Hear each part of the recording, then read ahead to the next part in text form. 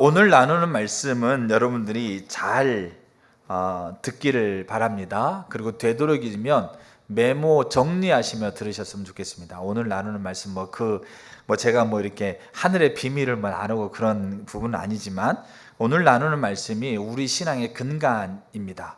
그리고 우리 신앙에서 반드시 세워져야 되고, 이게 없으면 사실상 신앙 자체가 여러분들이 올바로 하고 있지 못하는 겁니다. 그래서 오늘 나누는 말씀들을 여러분들이 잘 이렇게 청종하셨으면 좋겠습니다. 자, 하나님의 말씀은 잠언서 28장 9절입니다. 잠언서 28장 9절인데 굉장히 어떻게 보면 이렇게 두려운 말씀 중에 하나입니다. 잠언 28장 9절, 사람이 귀를 돌려 율법을 듣지 아니하면 그의 기도도 가증하니라.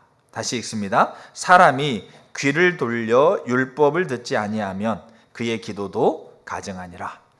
여기 귀를 돌린다는 말은 돌이킨다는 걸 의미합니다. 내가 싫어, 안 할 거야 이렇게 했다가 싹 다시 마음을 돌이키는 걸 의미합니다. 그리고 율법을 듣는다는 말은 여러 의미가 있습니다. 그래서 우리가 자녀들한테 야, 아빠 말 좀 들어라 그러면 자녀가 나 지금 아빠 말 듣고 있잖아 이런 의미도 아니잖아요. 듣는다는 말 속에는 여러 의미가 포함되어 있죠. 근데 그 중에 하나가 뭐냐면 율법을 통해서 하나님께서 말씀하고자 하는 것을 듣지 아니하면, 그러면 뭐가 된다고요? 그의 기도, 그가 부르짖고 있는 기도가 가증하다. 이 가증하다는 말은 혐오스럽다, 그 다음에 증오하다, 그 다음에 아무 쓸모없다, 이런 의미를 갖습니다. 그래서 우리가 알아야 될 게 뭐냐면, 우리가 말씀을 통해서 하나님께서 주시는 것을 듣지 못하는 사람들은 그들이 하고 있는 기도는 의미가 없습니다. 그들이 하고 있는 기도는 가증한 것이 됩니다. 이게 솔로몬의 기도입니다. 솔로몬이 얼마나 많이 기도했을까요? 솔로몬은 집정 초기 때는 정말 기도하는 사람이었습니다. 집정 후기에 갈수록 그가 조금 이렇게 하나님과 멀어지는 부분이 있었지만, 그리고 집정 이제 그가 하나님 앞에 갈 때는 그가 다시 돌이켜서 하나님 앞에 그 고백하는 부분이 있지만, 근데 정말로 정말로 아름다운 기도를 드렸던 사람 중에 한 사람이 솔로몬입니다. 근데 그가 잠언서를 쓰면서 사람이 귀를 돌려 율법을 듣지 아니하면 그의 기도가 가증하다라고 그렇게 표현하고 있습니다. 우리 삶의 근간이 되어준 것 중에 하나가 뭐냐면 말씀으로 드리는 기도입니다. 그러니까 우리가 이 말씀으로 드리는 기도가 우리 삶에 올바로 세워지지 않으면 우리 신앙생활 자체가 사실상 어렵습니다. 그리고 사실상 신앙생활을 하고 있지 않는 겁니다. 그냥 종교생활하고 계시는 겁니다. 그냥 주일날 초파일날 절에 가가지고 불공 드리는 사람과 똑같습니다. 그냥 정기적으로 무당 앞에 찾아가가지고 자기의 고민을 얘기하고 그 무당이 얘기해 주는 거 듣고 그냥 삶을 살아가는 사람과 똑같습니다. 그냥 어디 산에 가가지고 정기적으로 가서 거기에서 비나이다 하는 사람과 똑같습니다. 우리가 신앙생활을 온전하게 해가려면 이 말씀으로 드리는 기도가 우리 삶에 온전하게 세워져야 됩니다. 그래서 말씀으로 드리는 기도를 이제 우리가 오늘은 그리고 어떻게 할 것이냐, 이런 부분들을 우리가 이제 실제적으로 좀 보려고 합니다. 세 가지를 보려고 하는데, 첫째는 말씀으로 드리는 기도의 성경적인 대표적인 예를 두 가지 볼 거고요. 두 번째는 말씀으로 드리는 기도를 우리가 하나님 앞에 데려갈 때 우리 가운데 갖고 있어야 될 이해가 있습니다. 그리고 세 번째는 말씀으로 드리는 기도의 두 가지 큰 길이 있습니다. 그래서 요 세 가지를 우리가 좀 이렇게 살피려고 합니다. 제가 이제 이렇게 매튜 헬리라든지 팀 켈러 이런 사람들의 말을 인용하고 있는 부분은 뭐냐면, 이분들은 우리의 믿음의 선배들이고 신앙을 참 귀하게 신앙생활을 했던 분이기 때문에 이분들의 삶을 통해서 우리 가운데 배워야 될 부분들이 있어서 이런 글들을 인용해 드리는 겁니다. 그래서 매튜 헬리라고 하는 사람은 굉장히 유명한 신학자입니다. 목회자이기도 하면서 주석을 썼는데, 지금도 그 주석은 많은 목회자들이 성경을 연구할 때 참고하는 귀한 신학자인데, 이 매튜 헬리가 이렇게 기도의 사람이었는데, 이 사람이 기도하는 것에 있어서 이 써놓은 글을 보게 되면 이렇게 돼 있습니다. 그러니까 매튜 헬리의 기도 방식은 성경을 가지고 기도하는 거다. 그렇게 얘기하면서 이분이 이렇게 얘기합니다. 자, 하나님은 그의 백성에게 약속을 주셨다. 그리고 그분의 백성은 이 약속을 기도의 형식으로 주님께 다시 제시함으로써 반응했다. 그러니까 하나님께서는 하나님 말씀을 통해서 우리에게 약속을 주셨고 그분의 백성은 이 약속을 기도라는 형식으로 주님께 다시 드림으로 반응했다는 거죠. 이게 매튜 헬리가 하고 있는 성경으로 드리는 기도입니다. 이 팀 켈러 목사님이라는 분이 계시는데 이 팀 켈러 목사님이 기도라는 책을 썼어요. 이 기도라는 책에서 이분이 뭐라고 얘기하냐면 말씀에 깊이 들어가는 것이 기도의 출발이다. 그리고 자 보세요. 성경이 말하는 하나님의 말씀이란, 그러니까 우리가 지금 읽고 있는 이 하나님 말씀이 있지 않습니까? 이 우리가 지금 보고 있는 이 하나님 말씀이란, 성경에서 말하고 있는 하나님의 말씀이란 세상에 살아 역사하시는 하나님의 임재를 가리킨다. 그러니까 세상에 살아 역사하신 하나님의 임재라는 것은 하나님의 능력을 얘기하는 게 아니라 하나님 자신을 가리키는 겁니다. 그러니까 우리가 듣고 우리가 지금 읽고 보고 있는 이 말씀이 이 성경책이 하나님이란 얘기가 아니고요, 이 성경에 나와 있는 이 말씀 자체가 곧 살아 역사하시는 하나님의 말씀인 것을, 하나님 자신인 것을 가리킨다. 그래서 하나님이 이러저러한 일을 하시겠다고 말씀하신다는 얘기는, 우리가 성경에서 하나님이 이런 일은 저런 일들을 하겠다고 하나님이 말씀하셨다고 하는 것은 곧 주님이 그 일을 하려고 이미 움직이셨다는 것을 의미한다. 자, 그래서 보세요. 하나님의 말씀이 인격적이며 살아 움직이는 주님의 임재, 주님 자신을 의미한다고 한다면 그 말씀을 믿는 마음가짐은 하나님을 믿는 거다. 그러니까 이 말씀에 기록되어 있는 이 말씀의 내용을 믿는다는 것은 곧 누구를 믿는 거다? 하나님을 믿는 거다.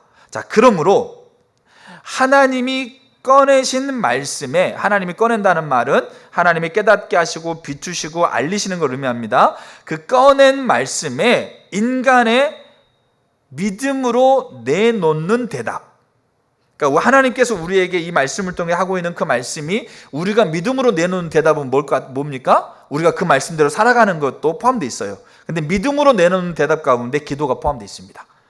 그 믿음으로 내놓는 대답 중에 하나인 기도가 만날 때 비로소 인격적인 교제가 시작된다. 여러분, 이런 말을 우리가 들었을 때 우리가 가벼이 넘겨서 되지 않습니다.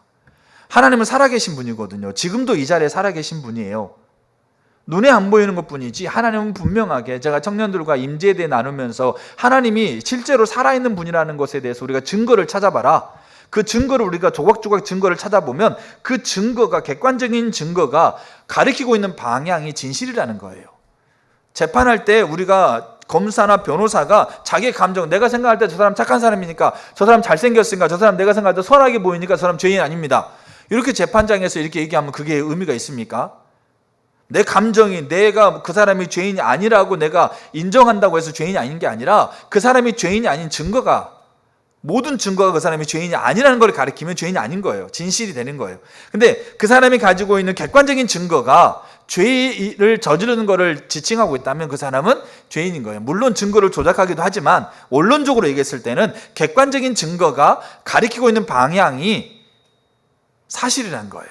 그렇다고 한다면 하나님이 실제로 살아계시고 지금도 역사하고 있는 분이라는 것에 대해서 우리가 감정으로 우리가 이해하는 게 아니라, 감정도 필요해요. 감정으로 확신하는 건 필요합니다. 근데 객관적인 증거를 살피라는 얘기죠. 근데 객관적인 증거를 살펴갈 때 그 증거 하나를 찾아가다 보면 그 증거가 가르치고 있는 방향은 뭐냐? 하나님은 살아계시는 분이라는 거예요.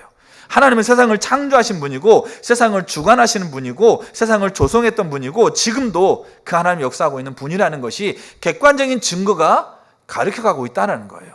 왜 사람들은 이성적이고 논리적으로 생각하면서 객관적인 증거를 다 제시하면서 이게 사실이고 진리라고 얘기하면서 성경에서 아니면 인류 역사에서 아니면 자연 환경에서 아니면 모든 역사 속에서 하나님이 살아있는 분이고 하나님이 창조자라는 것을 그 객관적인 증거가 가리키고 있는데 그것을 받아들이지 않고 있느냐 이거예요.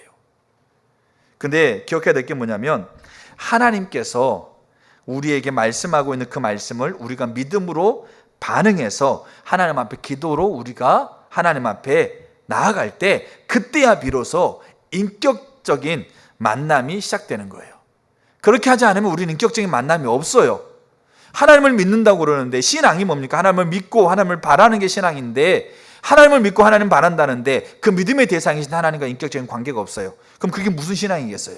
그리고 그렇게 그런 이 신앙이 아닌 관계에서 우리가 그 하나님을 향해서 외쳐 부르고 있는 기도가 무슨 의미가 있겠어요? 그냥 나무 앞에서, 돌 앞에서, 그냥 무당 앞에 가가지고 내가 내일 시험 칠 건데 내가 무슨 일 건데 잘 될 것입니까? 그렇게 물어본다고 해서 그게 한 대로 다 되겠냐고요.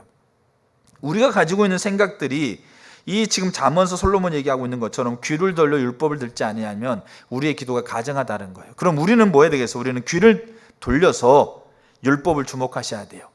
귀를 돌려서 말씀을 주목하셔야 돼요. 그 말씀 안에서 하나님께서 주시고 있는 그 하나님의 자신과 하나님 목적과 하나님의 길들을 보고 그거를 기도로 가지고 가셔야 돼요. 그래야 인격적인 만남이, 교제가 시작되는 거예요.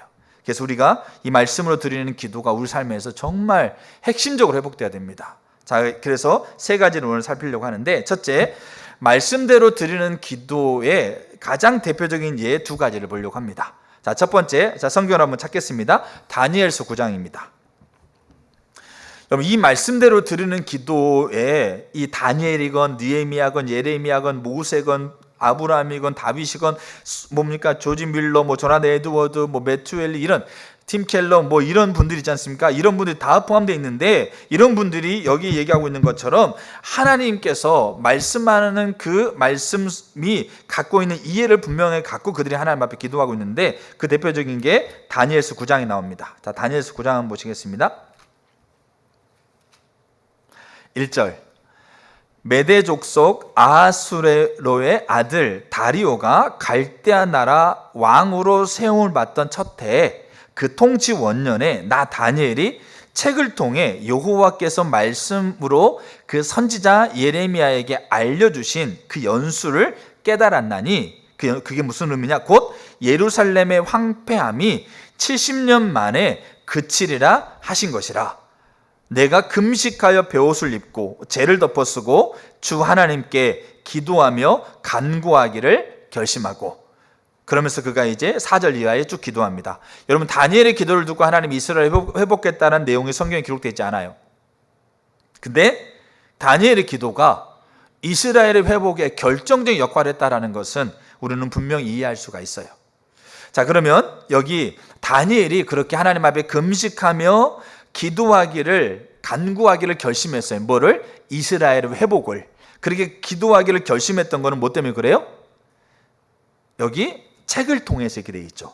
이 책이라는 것이 뭐냐? 사람들이 써놓은 글을 얘기하고 있는 게 아니라 그 책에 대해서 그 옆에 뭐라고 그럽니까? 책을 통해서 여호와께서 말씀으로 선지자 예레미야에게 알려주신 그 연수를 깨달았다, 이렇게 되어 있잖아요. 그러니까 이 책에 대해서 주석학자들은 거의 대부분, 아니요, 모든 사람이라고 볼 수 있는데 하나님 말씀이라고 얘기합니다. 특별히 예레미야서. 그러니까 이 다니엘이 예레미야서를 묵상해가는 과정 가운데 예레미야서에 나와 있는 이스라엘이 지금은 멸망하지만 내가 70년이 차면 이스라엘을 내가 다시 돌아오게 하겠다라고 하고 있는 이 성경 말씀을 깨닫고 그가 연수를 계산해 보니까 하나님이 70년이 될 때가 이제 얼마 남지 않는 거예요. 다니엘이 이 말씀으로 하나님 앞에 기도를 드립니다. 그리고 하나님은 정확하게 70년 뒤에 하나님 이스라엘을 본국으로 돌려보내시고 포로에 있는 이스라엘을 돌려보내시고 성전을 완공케 함으로 516년에 하나님 이 기도를 응답하십니다. 그럼 여기 다니엘이 읽었던 예레미야서는 뭐냐? 자, 예레미야서 한번 찾아보세요. 예레미야 25장입니다. 자, 다니엘이 읽었던 성경 구절이 뭐냐? 두 구절이 있습니다. 예레미야 전체인데 예레미야서 25장 먼저 보세요. 자, 25장 11절. 이스라엘이, 유다가 세 번에 걸쳐서 바벨론과 전쟁을 벌입니다. 세 번에 걸쳐서 바벨론과 전쟁을 벌리는데 전쟁 세 번 다 집니다. 최종적으로 세 번째 되는 해에 유다는 망하게 됩니다. 그러니까 첫 번째, 두 번째 계속 전쟁에 져서 이스라엘은 계속 포로로 끌려갑니다. 그 중에 포로로 끌려갔던 사람 중에 한 명이 다니엘입니다. 자, 근데 그렇게 포로로 끌려가고 있는 와중에 하나님이 예레미야를 통해서 그 당시에 예언을 하게 되는데 11절 이렇게 됩니다. 이 모든 땅이 폐허가 되어 놀랄 일이 될 것이며 이 민족은 70년 동안 바벨론 왕을 섬기리라. 그러니까 지금 전쟁이 이렇게 1차, 2차, 3차 진행되어 가고 있는 과정 가운데 아직은 3차 때가 아니에요. 근데 점점 진행해 가면서 1차 패하고 2차 패하고 이런 과정 가운데 예언자가 예레미야가 나와가지고 우리가 바벨론에게 패해서 70년 동안 바벨론의 노예 생활 될 거다라고 예언하고 있는 거예요. 이스라엘 민족, 유다 민족의 편에서는 이 예레미야가 완전한 역적이에요. 지금 나라를 지키고자 지금 전쟁터에 가서 지금 수많은 지금 아들들이 죽어가고 있는데, 나의 부모와 나의 형제가 죽어가고 있는데 그 앞에 대놓고 우리나라 망할 거니까 바벨론 섬겨야 된다, 70년 동안 이 얘기하고 있는 거예요. 이게 쉬운 얘기가 아니에요. 근데 예레미야는 하나님 주신 말씀을 가지고 예언합니다. 그리고 나라가 망했어요. 그리고 이제 포로로 끌려갔어요. 그래가지고 포로로 끌려가고 있는 유다 백성들에게 예레미야가 29장에 이렇게 편지를 보냅니다. 자, 29장 한번 보세요.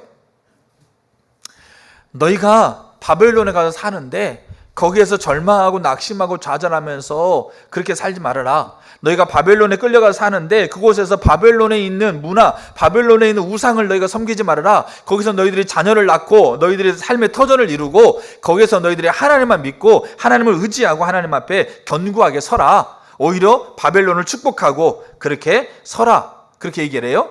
그러면서 하는 얘기가 뭐냐면 10절 한번 보세요. 여호와께서 이와 같이 말씀하시니라. 바벨론에서 70년이 차면 내가 너희를 돌보고 나의 선한 말을 너희에게 성취하여 너희를 이곳으로 돌아오게 하리라. 이곳이 유다 본국이에요. 그러니까 다니엘이 성경을 읽다가, 특별히 예레미야서를 읽다가 예레미야 25장, 예레미야 29장에 나와 있는 이스라엘이 자기 민족이 지금 멸망해서 자기도 지금 포로로 끌려와 있는 상황에서 하나님이 70년이 지나면 이 땅을 회복하겠다라고 하고 있는 이 말씀을 그가 깨달아요. 그리고 그는 이 말씀을 가지고 하나님 앞에 기도로 나아갑니다. 주님, 이 황폐한 성소를 하나님께서 긍휼히 여겨주시고 하나님 얼굴빛을 비춰주시고 우리의 죄악을 용서해 주시고 이 언약의 말씀을 따라서 하나님 이 땅을 회복해 주시고 우리 민족을 우리 조국으로 돌려보내 주십시오. 이게 다니엘의 기도였어요. 이 다니엘의 기도에 정확하게 불과 한 30년 뒤에 정확하게 하나님은 고레스 왕을 통해서 이스라엘을 본국으로 보내고 516년에 성전 완공하면서 하나님의 거룩한 영광으로 그 땅을 회복합니다. 이게 말씀으로 드리는 기도입니다. 자, 또 하나의 예를 볼 텐데 느헤미야서 1장입니다. 자, 한번 보세요. 느헤미야서 1장. 다니엘서 9장과 느헤미야 1장은 약간 미묘한 차이를 가져요. 그러니까 다 말씀으로 드리는 기도인데 제가 개인적으로 생각할 때 약간 미묘한 차이를 가져요. 그 미묘한 차이를 제가 두 가지 길에서 제가 말씀을 드릴게요. 자, 1절 한번 보세요. 자, 하갈의 아들 느헤미야의 말이라. 아닥사스다 왕 제20년 기슬루월에 내가 수산궁에 있더니 자, 내 형제들 가운데 하나인 하나니가 두어 사람과 함께 유다에서 내게 이를 얻기로 내가 그 사로잡힘을 면하고 남아있는 유다와 예루살렘 사람들의 형편을 물은즉, 그러니까 동생이 자기는 지금 뭡니까? 페르시아의 지금 왕궁에서 왕의 수를 따르는 관원으로 살고 있었고 동생이 자기 나라에서 이제 자기에게 온 거예요. 왔을 때 그냥 이렇게 대화하면서 야, 지금 우리나라 상황은 어때? 이렇게 물어보는 거예요. 야, 너 지금 어떻게 지내? 아니면 야, 지금 네 사업은 어때? 아니면 좀 가족은 잘 지내? 아니면 뭐 너 요즘 어떤 문제 있어? 아니면 어떤 상황이 있어? 아니면 온 사람이 내가 요즘 이런 상황이 있어 라고 자연스럽게 대화 가운데 나누는 거예요. 느헤미야가 하나 동생에게 우리의 나라 상황은 좀 어때? 이렇게 물었을 때 3절에 뭐라고 그러냐면 그들이 내게 이르되, 이 하나냐와 함께 온 사람들이 내게 이르되 사로잡힘을 면하고 남아있는 자들이 그 지방 거기에서 큰 환난을 당하고 능욕을 받으며 예루살렘 성은 허물어지고 성문은 불탔다 하는지라. 그러니까 그 본국의 자기 나라 상황이 정말 처참한 거예요. 근데 4절에 느헤미야가 이 말을 듣고 앉아서 울고 수일 동안 슬퍼하며 하늘의 하나님 앞에 금식하며 기도합니다. 이때 느헤미야가 가지고 왔던 게 하나님 말씀이에요. 그게 7절입니다. 이 느헤미야 기도 속에 다 말씀이 포함되어 있는데 그때 말씀을 가지고 느헤미야는 우리나라가 왜 이렇게 처참하게 되었는가에 대한 원인을 말씀을 가지고 발견해요. 그리고 우리나라가 어떻게 회복돼야 되는가를 또한 말씀을 가지고 발견해서 하나님 앞에 그 말씀으로 가요. 자, 주를 향하여 크게 악을 행하여 주께서 주의 종 모세에게 명령하신 계명과 율례와 규례를 지키지 아니하였다. 왜 우리나라가 지금 이렇게 처참하게, 왜 신앙생활을 하는 사람들이 처참하게 하나님을 누리지 못하고 있는 건가? 주의 종 모세에게 명령하신 계명과 율례와 규례를 지키지 않았다. 그럼 주의 종 모세에게 명령하신 게 뭐겠어요? 말씀이에요. 창세기, 출애굽기, 레위기, 민수기, 신명기. 특별히 그 다음에 8절 보세요. 옛적에 주께서 주의 종 모세에게 명령하여 이르시되 만일 너희가 범죄하면 내가 너희를 여러 나라 가운데서 흩을 것이요 만일 내게로 돌아와 내 계명을 지켜 행하면 너희 쫓긴 자가 하늘 끝에 있을지라도 내가 거기에서부터 그들을 모아 내 이름을 두려고 택한 곳에 돌아오게 하리라 하신 뭐를 기억하소서? 말씀을 기억하소서. 이 말씀이 어디 나오는지 아세요? 신명기 29장 30장에 나와 있어요. 느헤미야가 하나님 앞에 기도했을 때 그는 그냥 하나님 앞에 가지 않고 하나님께서 모세에게 말씀하셨던 그 말씀을 가지고 기도로 나아가요. 하나님, 이렇게 이 말씀에 우리나라가 처참했던 이 원인이 이 말씀에 들어 있습니다. 그래서 이 말씀처럼 우리는 그렇게 하나님의 규례를 지키지 않았기 때문에 이 나라가 처참해집니다. 근데 또한 말씀에는 하나님의 계명을 지켜 행한다면 하나님이 어디서든 있든지 하나님이 그들 곳에 임하셔서 그들을 모아서 하나님이 이름을 두시려고 택한 이곳에 그들을 돌이키시고 그들을 회복하겠다는 말씀 또한 이 말씀에 기록되어 있습니다. 저는 이 말씀대로 하나님 기억하시고 임하여 달라고 그렇게 느헤미야가 기도합니다. 결국 느헤미야는 있지 않습니까? 아닥사스 왕의 조서를 가지고 본국으로 돌아가서 성벽을 완공하고 이스라엘의 무너진 정체성을 회복하고요, 그곳에 하나님이 강력하게 임하는 놀라운 역사를 일으킵니다. 이게 말씀으로 드리는 기도인데 요 다니엘의 기도와 느헤미야의 기도는 미묘한 차이가 있습니다. 이게 두 가지 길을 정리하는 부분입니다. 자, 첫 번째 봤던 게 뭐냐면 성경에서 말씀으로 드리는 기도의 대표적인 예 두 가지를 봤습니다. 자, 두 번째, 우리가 말씀으로 우리가 하나님 앞에 기도를 드리려면, 말씀으로 드리는 기도가 우리 가운데 회복되고 세워지려면 정말로 필수적인 두 가지 이해가 필요합니다. 그걸 우리가 지난주하고 지지난주에 봤던 겁니다. 자, 간략하게 말씀드리면 말씀으로 드리는 기도에 있어서 우리가 가져야 될 한 가지 중요한 이해는 말씀하신 분이 하나님이시라는 거죠. 그리고 말씀이 하나님 자신이라는 겁니다. 그리고 말씀을 통해서 만물이 지어졌고 지어진 것이 하나도 말씀을 통해 되어진 것이 없다라는 이해. 저는 이해라고 표현을 했죠. 이게 믿음입니다. 팀 켈러가 얘기했던 것처럼 말씀은 곧 하나님을 의미하고 그 말씀이 하나님이라는 믿음을 가지고 말씀을 펴야 된다. 그리고 그 말씀에서 비춰주고 있는 하나님을 향해서 그가 그 말씀을 믿음으로 우리가 다시 하나님 앞에 대답을 내놓아야 된다. 이게 기도. 그래야지 비로소 인격적인 교제가 진행된다. 그래서 여러분, 우리는 말씀이 그냥 보세요. 말씀이 그냥 기록되고 써있고 이게 아니고 말씀이 곧 뭐라고요? 말씀이 곧 하나님이라는 이해를 가지셔야 돼요. 말씀이 곧 하나님이라는 믿음을 가지셔야 돼요. 그래서 우리는 말씀을 대할 때 뭐 하셔야 돼요? 하나님을 만나고 말씀을 대할 때 하나님 앞에 선다는 생각을 가지셔야 돼요. 하나님께서 우리에게 말씀하고 있는 그 말씀을 통해서 우리가 하나님이라는 그 이해를 가져야 된다는 것을 우리가 앞선 시간에 우리가 살폈어요. 그런데 그냥 넘어가도록 하고, 두 번째, 말씀으로 우리가 하나님 앞에 기도를 드리려고 한다면 우리는 한 가지 또 가져야 될 이해가 있는 게 뭐냐면 그 말씀을 통해서 하나님의 음성을 들어야 돼요. 그러니까 말씀 속에 담겨져 있는 것이 뭔가를 알아야 돼요. 그 말씀은 하나님 자신인데 그 말씀 속에는 뭐가 들어있냐면 하나님 자신과 하나님의 목적과 하나님의 길들이 들어있는 거예요. 그래서 우리는 말씀으로 드리는 기도 그랬을 때 몇 가지 좋은 구절, 성경에 좋은 내용이 얼마나 많습니까? 성경에 나와 내 자녀와 내 기업과 내 나라를 지켜준다라고, 내 필요한 걸 채워준다라고, 내 삶을 인도해준다고, 내가 너 도와줄게, 내가 너 지켜줄게, 너 슬프지 않게 해줄게, 이런 류의 구절들이 성경에 얼마나 많습니까? 그런 좋은 구절을 하나씩 하나씩 가져다가 그래, 내가 원하는 거, 내가 필요한 건 하나님 해주시겠구나라고 그 말씀을 가지고 하나님 앞에 서는 게, 그게 말씀으로 기도하는 게 아니에요. 그게 가증한 거예요. 내가 귀를 돌려 말씀을 듣지 않는데, 내가 귀를 돌려 그 말씀 안에 담겨져 있는 내용이 뭔지도 모르는데, 내가 귀를 돌려 그 말씀 안에 담겨져 있는 내용을 깨닫지도 못하는데, 단순히 말씀에 좋은 구절 갖다가, 그런 말씀에 좋은 구절만 있는 게 아니고 말씀에는 우리를 책망하고 우리의 죄를 강력하게 꼬집고 있고, 우리가 그 죄 가운데 있었을 때 우리를 저 지옥의 밑바닥까지 이끌어갈 수 있는 분이 하나님이라는 걸 분명하게 계시하고 있는데 왜 그거는 기도하지 않냐고요. 그러니까 우리가 말씀을 가지고 우리가 하나님 앞에 기도로 나아가려고 했을 때 그때 우리가 이해해야 될 게 뭐냐면 말씀 안에는 하나님 자신과 하나님 목적과 하나님의 길이 담겨져 있다는 것에 대한 이해를 가져야 돼요. 그럼 우리는 어떻게 해야 됩니까? 하나님, 이 말씀을 통해서 우리의 눈을 여시고 우리의 귀를 여시고 우리의 마음을 여셔서 하나님과 하나님 목적과 하나님의 길을 말씀을 통해 발견하게 해주세요. 여러분, 우리가 그거를 하나님 앞에 기도해야 돼요. 그리고 뭐 하셔야 됩니까? 그리고 말씀 앞에 서셔야 돼요. 그러면 말씀을 통해서요, 하나님은 자신을 계시하세요. 그렇게 계시된 그 말씀을 붙들고 하나님 앞에 기도하는 거예요. 하나님, 제가 아무리 제 상황을 쳐다봐도 하나님 나를 사랑하는지 모르겠습니다. 아무리 내 상황을 쳐다봐도 내 삶을 인도하신 하나님을 제가 모르겠습니다.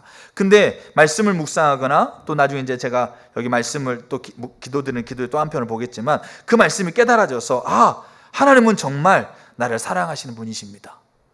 이 말씀 안에서 하나님은 자신을 계시하셨던 그 하나님의 말씀을 붙들고 하나님, 내 눈이 아무것도 안 보여도 나는 하나님이 나를 사랑하는 분이라는 것을 하나님께 고백합니다. 그러나 하나님, 제게 하나님 나를 사랑한다는 것을 제게 더 알려주세요. 제게 더 보여주시고 제가 더 경험하게 해주세요. 그러면서 그 말씀에 계시되어 있는 하나님 자신을 붙들고 하나님 앞에 기도할 때 그때야 우리가 인격적인 교제가 시작된다는 거예요.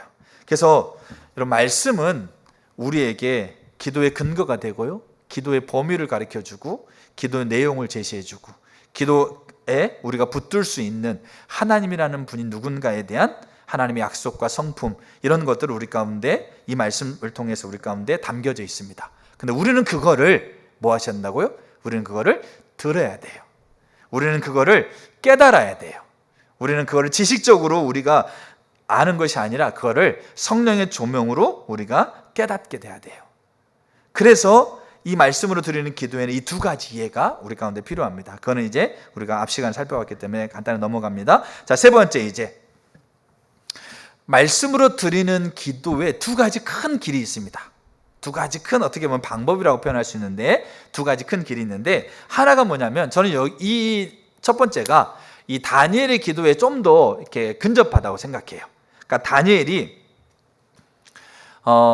그가 이렇게 바벨론을 포로로 끌려갔지만 그는 이렇게 어떻게 보면 뭐 다행이라고 할 수도 있고 어떻게 보면 뭐 이렇게 은혜라고 할 수 있는데 왕의 관원이 됐어요.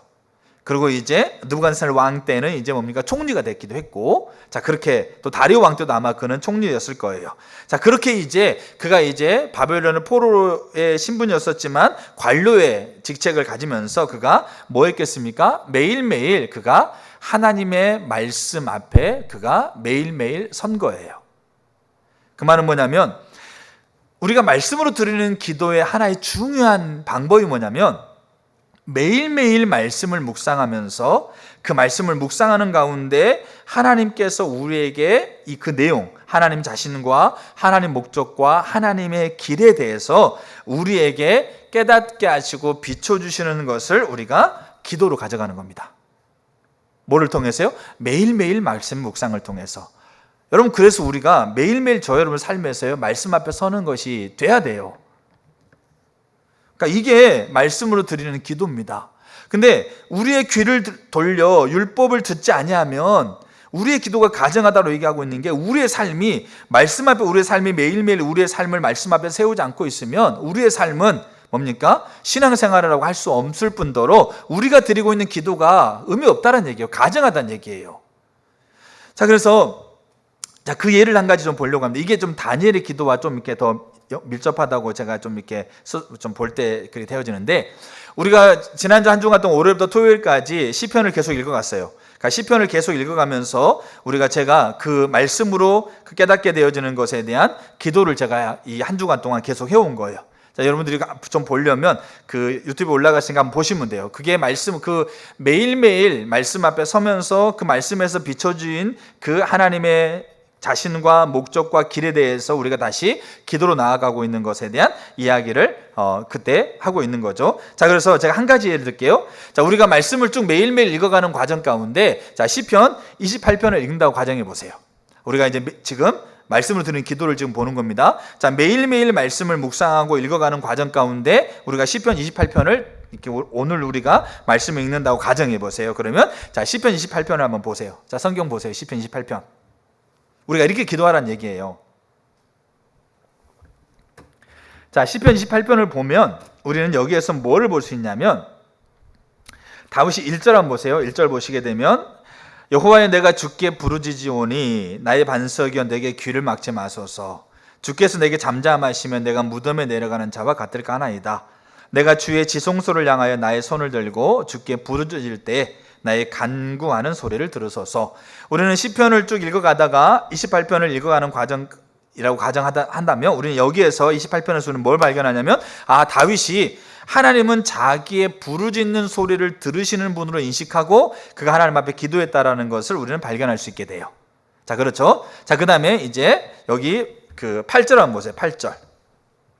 여호와는 그들의 힘이요 그 힘이시요 그의 기름 부음 받은 자의 구원이 요새시로다. 주의 백성을 구원하시며 주의 산업에 복을 주시고 또 그들의 목자가 되시어 영원토록 그들을 인도하셔서. 우리가 이 다윗이 하나님은 자기의 기도에 들으시는 분, 자기 간구를 들으시는 분이라는 것을 인식하고 그가 기도했다는 것을 우리는 이 성경을 통해 발견할 수 있어요. 그 다음에 이제 시편의 이 28편만 보다 보면 28편 그 마지막 부분에는 하나님께서 그렇게 기도를 들으시고 그의 힘이 되시고 그의 구원의 요새가 되시고 기업의 산업의 복이 되시고 목자가 되셔서 그들을 인도하고 있는 그 일들을 하나님께서 그렇게 행하셨다라는 것을 고백하고 있는 것을 볼 수 있어요. 자, 아시겠죠? 자, 성경을 통해서 우리는 그것들을 발견할 수 있어요. 근데 여기에서 이제 우리가 봐야 될 게 뭐냐면, 그가 하나님이 기도를 들으시는 분이라고 고백하면서 그 하나님 앞에 기도하고 있죠. 그리고 하나님께서 그의 기도에 응답하셔서 힘이 되시고 구원의 요새가 되시고 산업의 복이 되시고 인도자가 되셔서 인도하신다는 것을 그가 하나님 앞에 고백하고 있는 거예요.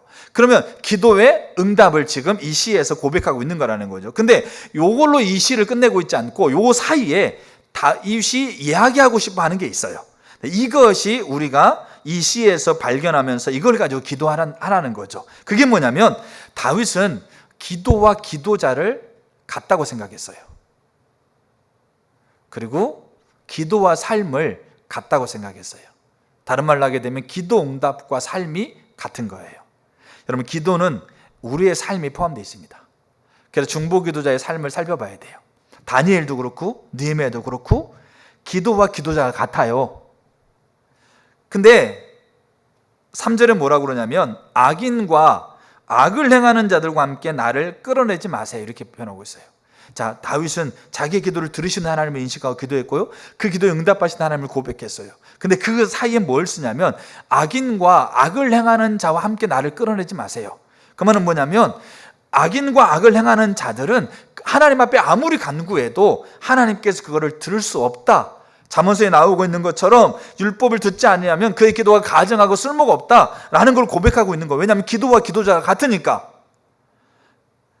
그러면 여기 다윗이 생각하고 있는 악인과 악을 행하는 자가 누구냐 이거죠. 남을 때리고 속이고 죽이고 빼앗고, 여러분 이거는 세상도 악이라고 생각해요. 세상도 악하다고 생각해요.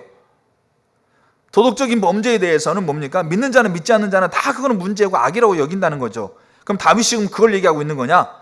근데 이 다윗이 표현하고 있는 악인과 악을 행하는 것이 뭔가를 보셔야 돼요. 왜냐하면 이것이 우리 가운데 있으면 우리가 기도의 자리에서 하나님이 끌어내리거든요. 가증하게 되고 우리의 기도가 쓸모없게 되어지고 하나님이 오히려 혐오하게 되어지는 이 의미가 되는 거죠. 다윗은 여기 세 가지를 얘기해요.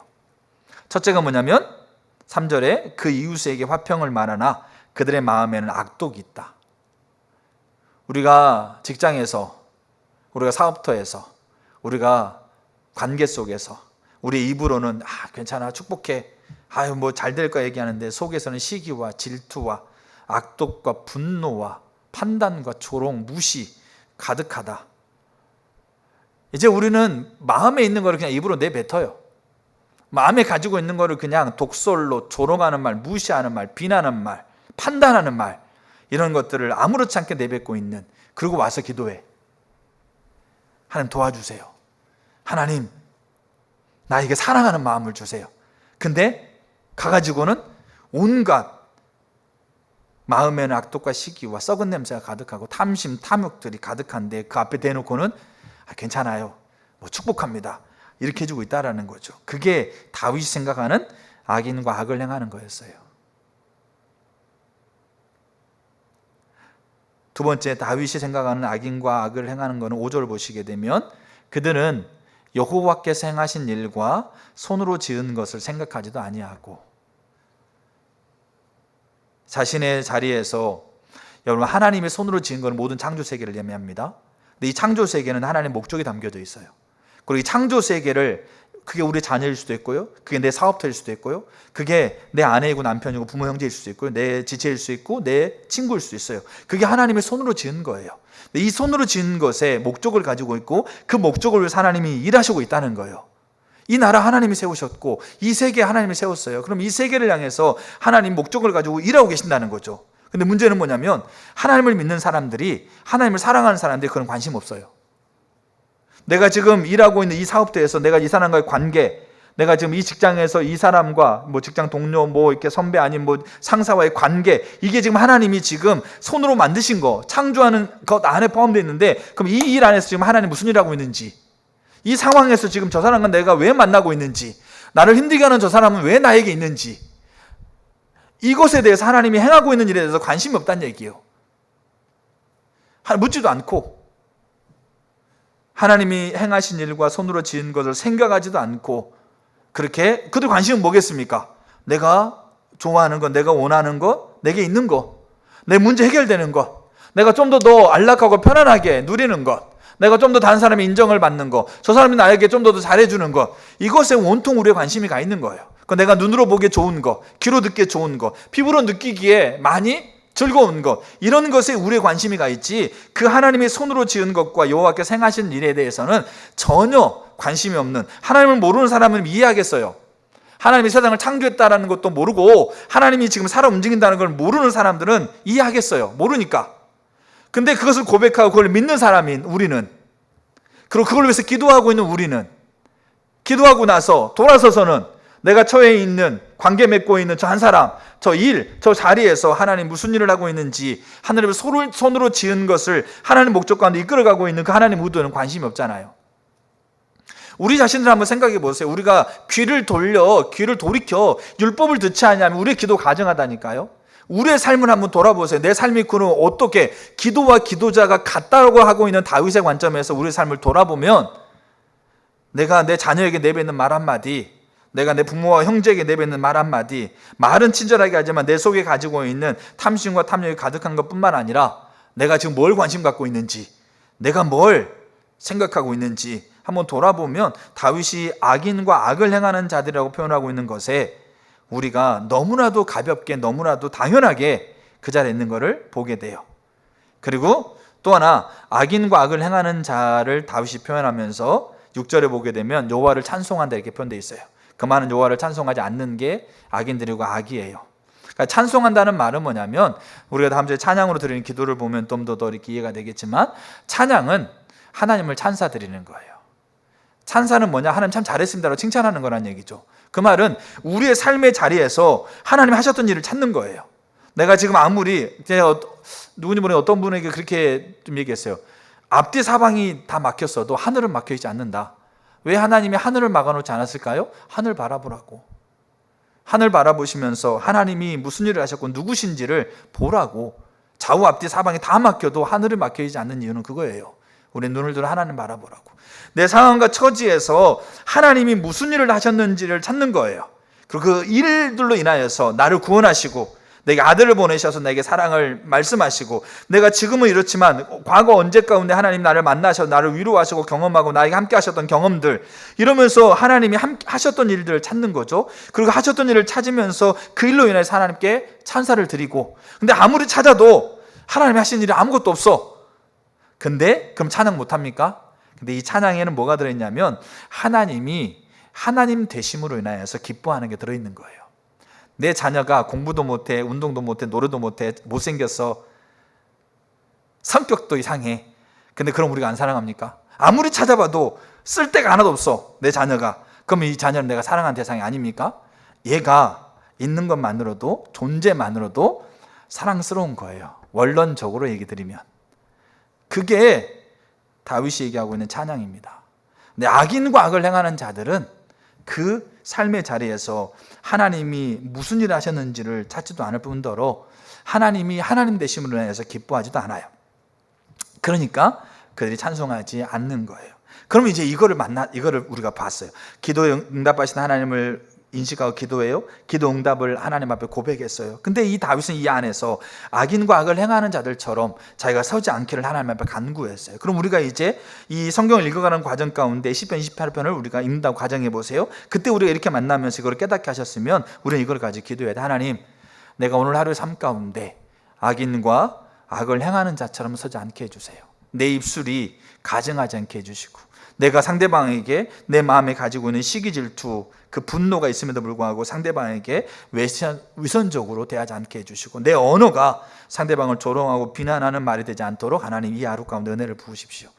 내 하루 가운데 하나님 무슨 일을 하는지 제가 주목하게 보게 해주세요. 하나님이 손으로 지은 것을 향해서 하나님 움직여가고 있는 것을 제가 주시해 볼 수 있게 해주세요. 그리고 하나님 행하신 일을 찾고 하나님 되심을 인하여서 마음껏 찬양할 수 있게 해주세요. 여러분, 그렇게 우리가 하나님 앞에 기도하는 거예요. 이게 말씀으로 드리는 기도예요.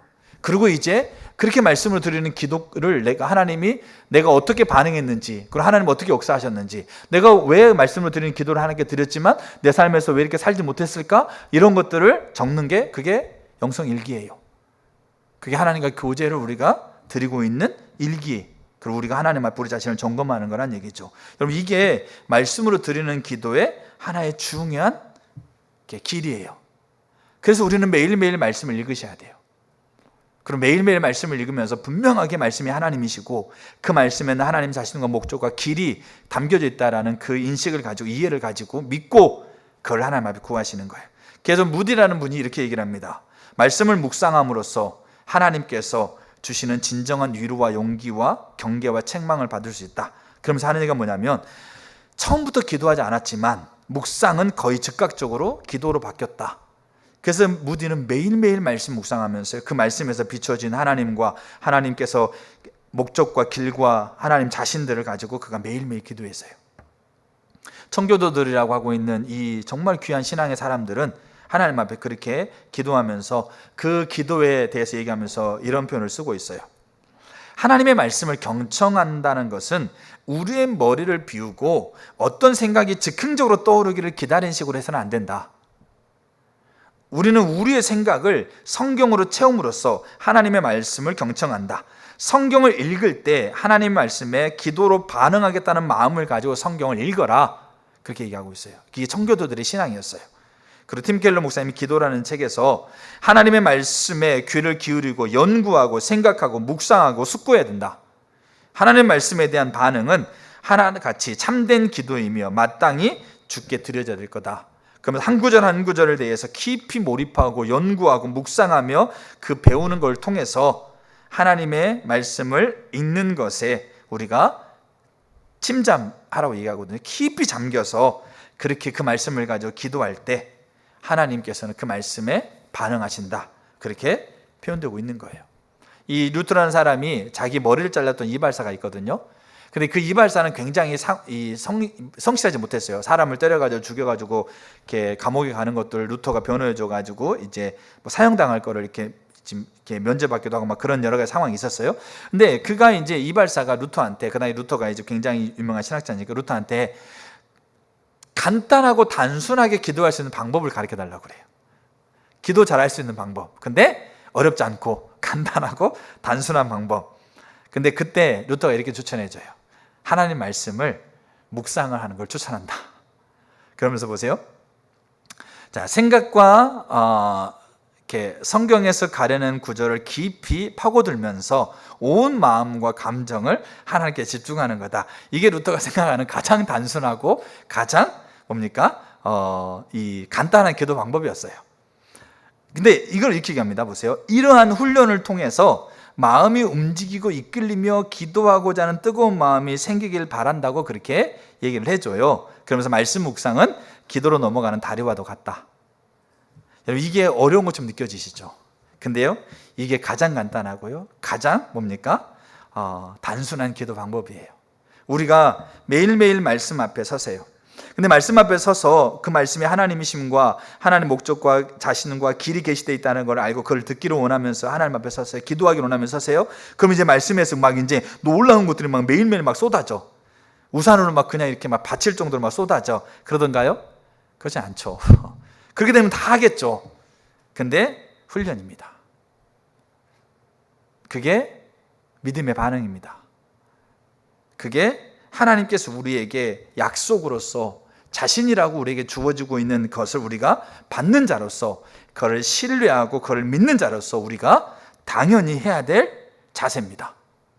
이게 안 되면 우리의 기도가 가증하다는 거예요. 우리의 기도가 쓸모없다라는 거예요. 근데 우리는 너무나 많이 이 자리에서 벗어나, 여기는 저와 여러분, 저도 매일매일 말씀하며 묵상하고 있는 거 잘 안 돼요. 그리고 말씀 앞에 섰다 하더라도 말씀에서 놀라운 진리와 하나님 자신이 막 계시되고 막 그냥 하늘의 문이 열리고 막 삼층천에 갔다 오고 그런 경험 거의 없어요. 근데 믿는다면 우리가 믿음의 반응으로서 우리가 서가야 될 영역이에요. 그리고 거기에서 깨닫게 해주는 걸 붙들고 하나님 앞에 기도하는 것이 그게 인격적인 교제인데, 근데요, 하나님이 왜 우리에게 이 말씀을 주셨을까요? 왜? 말씀 읽고 잘하고, 저 잠 안 올 때 말씀 읽으면 금방이에요, 즉방이에요 이러면서 그냥 그러면서 말씀을 배놓고 읽어요. 이렇게 하나는 배고 하나는 들고 읽어요. 그러면 잠이 잘 와요. 불면증이 최고예요. 이러러 준 거 아니지 않습니까? 말씀 왜 줬겠어요? 그래서 하나님 자신과 목적과 길과 하나님 만나라고 준 거잖아요. 근데 말씀을 통해서 우리가 그렇게 만나려고 하는 사람에게 하나님 가만히 있겠냐고요. 그 말씀을 열어서 우리의 눈을 열고 우리의 귀를 열고 우리의 마음을 열어서 그 말씀에서 하나님을 계시해 주세요. 그럼 우리는 그걸 가지고, 그렇게 비춰진 그걸 가지고 하나님 앞에 기도로 나갑니다. 기도는 기도자고, 기도는 삶이고, 기도 응답은 삶이에요. 그러니까 단순히 여러분 우리가 그 자리에서 기도가 끝나버리는 얘기가 아닙니다. 그 기도는 이제 삶으로 연결되는 것을 좀 더 보시도록 하겠습니다. 자, 이게 첫 번째 길이에요. 그래서 여러분들이 뭐 하셔야 돼요? 말씀을 읽으셔야 돼요. 매일매일 말씀을 묵상하셔야 돼요. 안 돼도 괜찮아요. 잘 이해가 안 돼도 괜찮아요. 그래도 매일매일 말씀 앞에 묵상하며 서세요. 그러면 우리의 눈이 열릴 때가 있어요. 우리의 귀가 열릴 때가 있고 우리의 마음이 열릴 때가 있어요. 하나님 반드시 그렇게 하세요. 왜? 그렇게 하겠다고 주신 게 이거니까. 작정하고 하나님께서 우리에게 특별하게 주신 게 이거니까 그래요. 그래서 우리는 요 앞에 서셔야 돼요.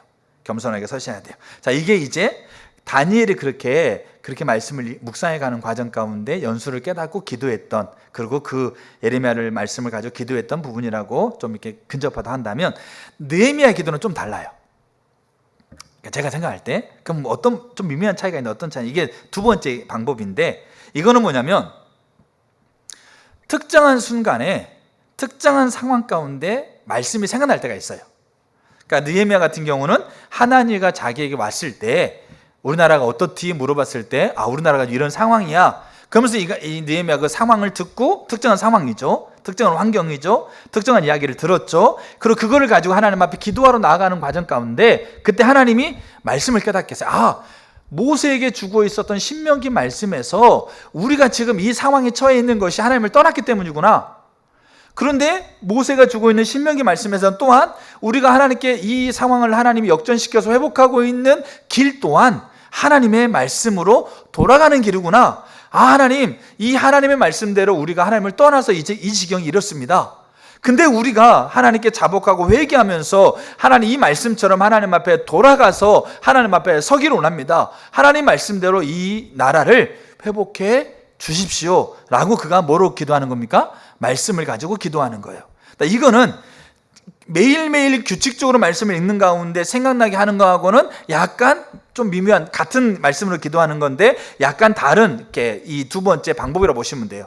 그래서 이거는 뭐냐면 에베소서 6장에 나와 있는 영적 전쟁의 무기로서의 말씀을 사용하는 것과 일맥상통해요. 그러니까 영적 전쟁에 우리의 싸움은 혈과 육의 싸움이 아닙니다. 그래서 이 뭡니까? 바울을 통해서 우리에게 하나님이 전신갑주를 입혔다. 구원의 투구, 의의 흉배, 진리의 허리띠, 복음의 신발, 믿음의 방패, 그리고 성령의 검을 들었는데 이 성령의 검이 뭐라고요? 말씀이라고요. 그러니까 이 검은 뭡니까? 나를 공격하고 있는 적군을 물리치기도 하고 나를 공격하고 있는 적군의 공격을 방어하기도 하는데, 그럼 이 말씀이 검인데 그럼 말씀을 검으로 어떻게 우리가 사용할 수 있느냐 이거죠. 자, 그거를 이제 로이 존스 목사님이라는 분이 에베소 강요에서, 에베소를 강의하는 강의에서 이렇게 쓰고 있어요. 하나님의 말씀을 붙드십시오. 자, 거기에는 우리 모두가 이용할 수 있는 그 무엇이 있습니다. 자, 그래서 만일 여러분이 말씀을 안다면, 잘 보세요. 말씀을 안다면 여러분에게 반대하려는 철학이나 과학이나 그 어떤 것에 다 대답할 수 있을 겁니다. 그래서 말씀을 뭐 이렇게 하나님 살아있냐 없느냐 뭐 어떤 거에 대해서 변론할 때 거기에 대해서 우리가 가지고 있는 말씀을 가지고 대답할 수 있다. 자, 이거는 우리가 매일매일 말씀을 묵상하고 있으면서 하고 있는 것과는 좀 이렇게 다른 이렇게 측면이라 보시면 돼요. 자, 보세요. 자, 말씀을 통해서 적을 도망가게 할 수 있습니다. 자, 이 검을 손에 들고 성령의 능력 안에서 그것을 사용하십시오. 자, 그러면서 그걸 어떻게 사용하는 것이 뭐냐라는 걸 이렇게 얘기하고 있습니다. 자, 말씀에 대한 우리의 상세한 지식, 그러니까 우리의 상세한 지식이라고 하고 있는 거는 뭐냐면, 말씀을 우리가 단순히 지식적으로 알고 있는 이 지식만을 얘기하는 게 아닙니다. 말씀을 우리가 지식적으로 알고 그 지식적으로 알고 있는 말씀을 성령의 조명으로 깨닫고 그 말씀대로 살아가면서 그 말씀이신 하나님을 경험하고, 그리고 그 말씀 되신 하나님을 우리가 증거하고, 이게 우리 가운데 가지고 있는 이 로이 존스 목사님이 얘기하고 있는 말씀에 대한 상세한 지식입니다. 저 여러분들이 이 말씀에 대한 상세한 지식을 가지고 있어야 돼요. 그래서 우리가 나누는 것이 우리가 갖고 있는 상세한 지식으로서 말씀을 나눠야 돼요. 우리가 그냥 여기 뭡니까? 우리가 배우고 있는 지식적으로 동의하고 있는 말씀만을 의미하고 있는 게 아니에요. 그 말씀을 깨닫고 그 말씀에 하나님을 경험하고 그 말씀을 전파하고 있는 그 지식을 가리킵니다. 자, 이 지식을 대해서 언급하고 있는 건데 이게 말씀의 검이라는 거죠. 그럼 그걸 어떻게 사용하느냐? 보세요.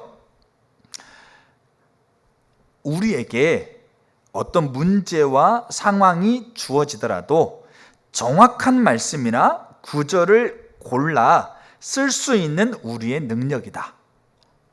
그 상황에 해당되는 하나님의 말씀을 골라서 사용할 수 있는 거예요.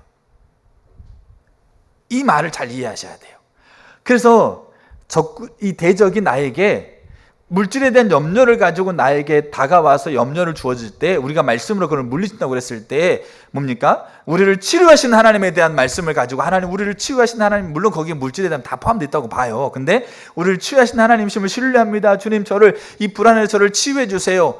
이렇게 해가지고는 뭡니까? 정확하게 아주 적절하게 그 말씀을 사용하는 것이 안 된다 이거예요.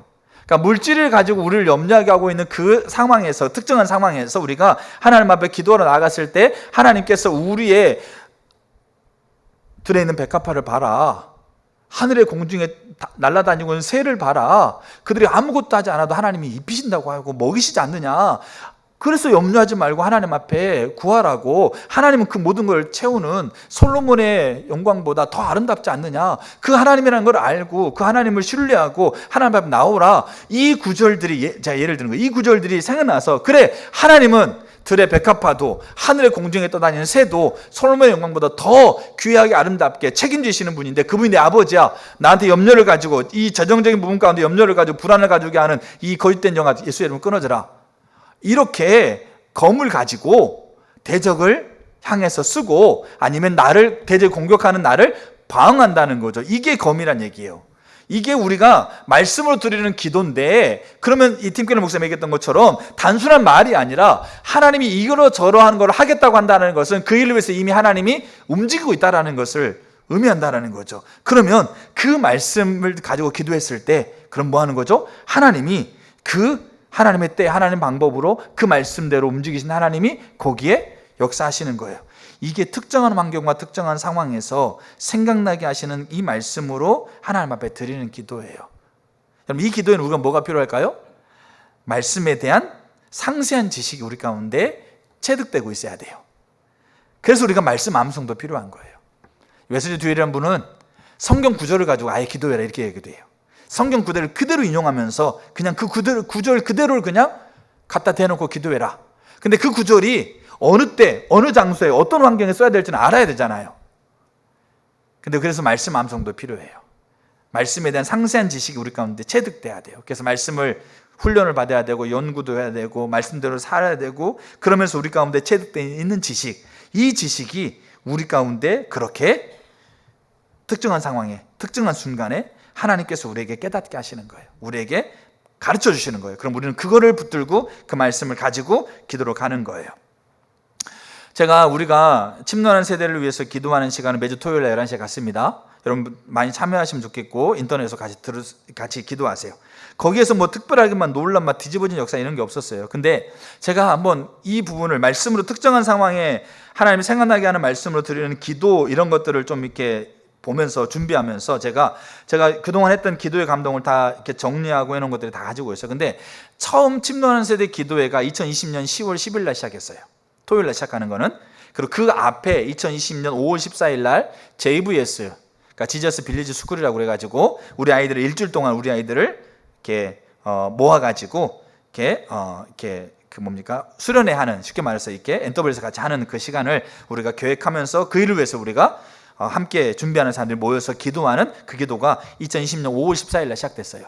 근데 그 기도를 이제 시작으로 해가지고 침노세 기도회로 이렇게 연결되어 있는데, 그 침노세 기도회 하고 있는 1차 기도회 때 10월 10일 날 그때 기도하고 있었을 때 주셨던 감동들이 쭉 기록되어 있는데, 그 감동들 중에 성경 말씀으로 하나님께서 우리에게 주신 감동들이 여러 거 있었어요. 그러니까 이게 다 제가 나누는 감동이 아니에요. 누가 나눈지도 몰라. 자, 근데 성령의 9가지 열매를 얘기하셨고, 그리고 시편 29편 나오고 있는 시편 29편에 있는 여호와의 소리. 여러분 여호와의 소리가 뭔지 시편 29편을 보세요. 그 소리를 우리가 들어야 돼. 우리 자녀들이 여호와의 소리를 들으면 여호와를 인정할 수밖에 없어요. 자, 여호와의 소리. 그 다음에 로마서 11장 36절 나와 있는 만물이 주께 나오고 주로 말미암고 주께로 돌아간다, 이러면서 주님의 주권. 그리고 히브리 10장에 나와 있는 10장 25절에 나와 있는 모이기를 힘써라. 모이기를 피한 어떤 자들을 습관처럼 하지 말고 지속적으로 모이기를 힘써라. 이런 성경 말씀들을 통해서 우리에게 지금 특정한 상황에서 특정한 자리에서 하나님께서 말씀을 주시는 거예요. 그럼 우리는 그 말씀을 붙들고 하나님 앞에 기도로 가는 거예요. 그리고 그 뒤에 이제 4번 정도 지나서 11월 7일 날, 여기 아마 5차 기도회 때인데, 침노세 기도회 때 11월 7일 날 우리에게 주신 감동 중에 하나는 뭐냐면, 다음 세대를 위해서 다음 세대를 섬길 재정을 준비해야 된다. 그러면 주신 말씀이 요셉이 애굽에서 7년 풍년 때 7년 흉년을 준비했던 것처럼 우리가 다음 세대를 섬길 수 있을 재정을 그렇게 준비해야 된다는 것을 하나님께서 우리에게 감동하셨어요. 그리고 우리는 그 요셉이 그 창세기 39장 이후에 7년 풍년에, 애굽의 7년 풍년에 그가 7년 흉년을 준비했던 것처럼 재정을 준비해야 되고, 그리고 불과 한 2달 정도 지난 그 이후에 우리에게 계명군단을 얘기하셨어요. 감동하시면서. 그러니까 이게 지금 우리가 뭐냐면 말씀으로 드리는 기도고, 그리고 그 계명군단이 지금 모집되어져서 지금까지 오게 돼 있고, 그 계명군단을 통해서 우리가 다음 세를 섬기는 재정들, 그리고 기도가, 인력이 그렇게 모아져 가고 있고, 그리고 지금 요소마다 사용돼 가고 있는 거예요. 그러니까 제가 그 기도 감동을 한번 쭉 읽어보면서요, 정말 하나님이 우리에게 그 기도의 자리에, 그 특정한 자리에 특정한 목적을 위해서, 특정한 하나님의 일을 위해서 우리가 기도하고 있었을 때 그때 참 우리에게 말씀으로 많이 말씀하셨구나. 우리가 그 말씀을 우리가 마음에 품고 다시 하나님 앞에 기도로 나아가는 일들이 우리 가운데 계속 되고 있었구나라는 생각을 갖게 돼요. 그렇다고 한다면 우리가 정기적으로 우리가 모여있는 그 시간에 하나님 우리에게 말씀으로 깨닫게 하시는 부분이 있다고 한다면, 우리의 일상의 자리에서, 우리의 불특정한, 우리 아무도 예상할 수 없고 아무도 상상할 수 없는 그런 자리에 처해 있었을 때, 앞뒤 사방이 막혀 있을 때 하나님이 하늘을 열어놓으시고 우리의 영을 하나님께 두면서 하나님께서 우리에게 들려주는 말씀을 우리가 깨닫는다면, 그리고 그 말씀이 지금 하나님이 자신으로서 그 일을 하고자 하는 하나님의 움직임이라고 한다면, 그걸 믿는다면, 우리는 그 시간 안에 특정한 상황에서 하나님 모세에게 명령하셨던 대로 우리가 지금 이렇게 하나님을 떠났고, 모세에게 명령한 대로 우리가 하나님께 돌아가면 하나님 우리를 회복하겠다고 하고 있는 그 말씀처럼, 하나님 이 시간 그 말씀으로 드리는 기도에 응답하셔서 하나님께서 우리를 고치시고 회복해 달라고. 느헤미야가 먼저 회개하고, 결국 느헤미야는 아닥사스 왕의 조서를 가지고 이스라엘로 내려가서 무너진 성벽을 고치고 이스라엘이 무너져 버렸던 민족적인 정체성을 회복합니다. 그리고 그 민족이 다 같이 하나님 앞에 예배드리면서 하나님 앞에 회개하고 그 하나님의 영광을 구했을 때, 하나님이 다시 이스라엘에게 임하는 이 거대한 역사를 이루십니다. 근데 이게 어떻게 됐을까? 이게 기도로 가능했어요. 근데 이 기도에는 핵심적으로 말씀으로 드리는 기도가 여기 있었다는 거예요. 근데 이 말씀으로 드리는 기도에는 두 가지 근데 이 두 가지가 균형을 잡아야 돼요.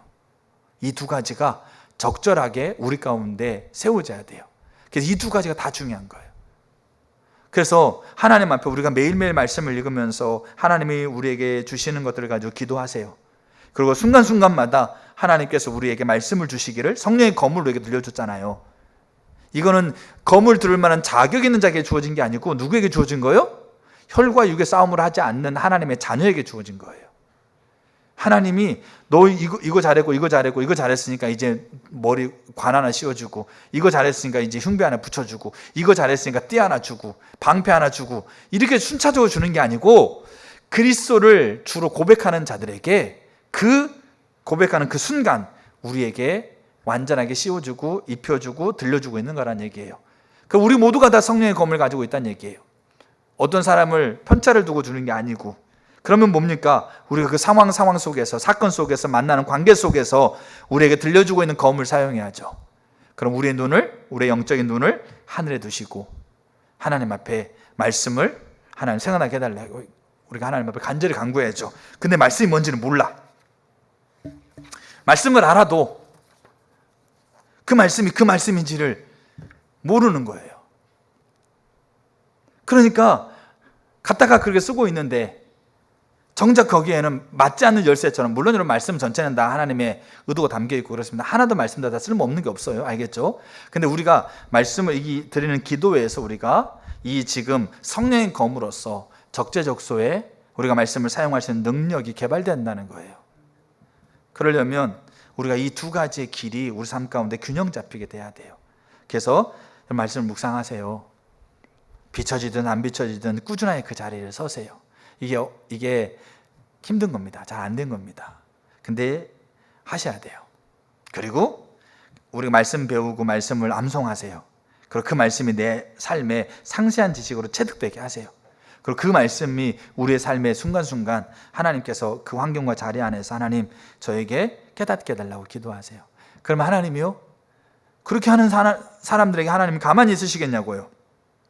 그렇게 안 하는 사람한테도 하나님이 오셔가지고 그렇게 하려고 노력하시는 분이신데, 그럼 하나님이 하세요.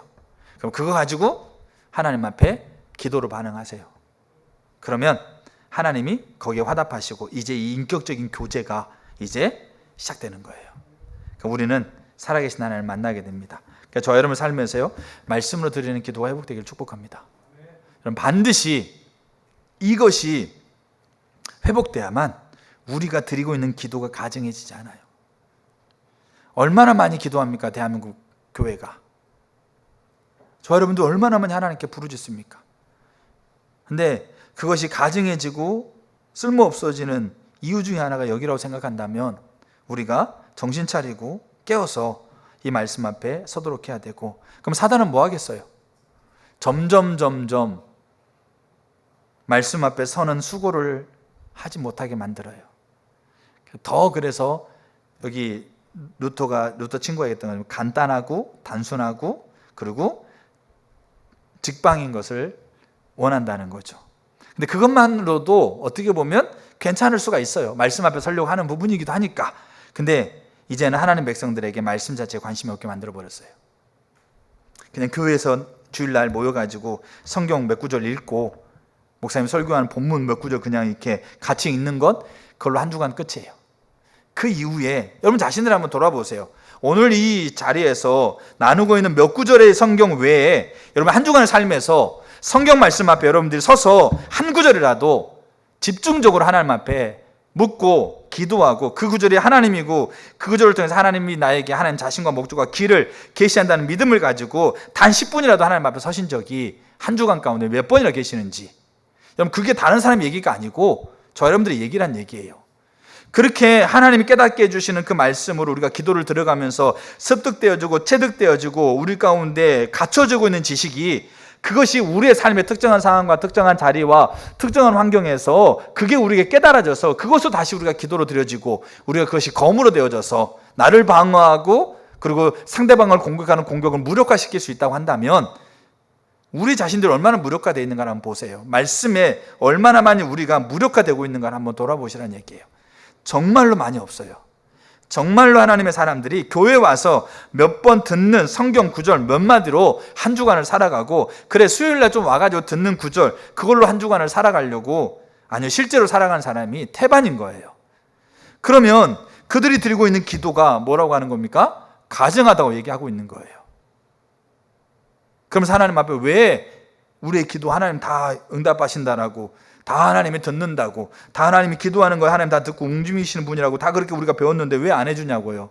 그렇게 하나님 앞에 우리가 하나님을 원망하고 탄식하고 하나님을 불신하고 우리 그런 자리에 서잖아요. 이게 무한반복이에요. 그러다 보면 이제 하나님 앞에 기도도 안 해요. 그리고 교회도 안 나가. 그리고 안 믿는 사람보다 더 악해졌어 이제. 그래서 믿다가 낙심해가지고 안 믿는 사람이 교회에 돌아오는 게 더 힘듭니다.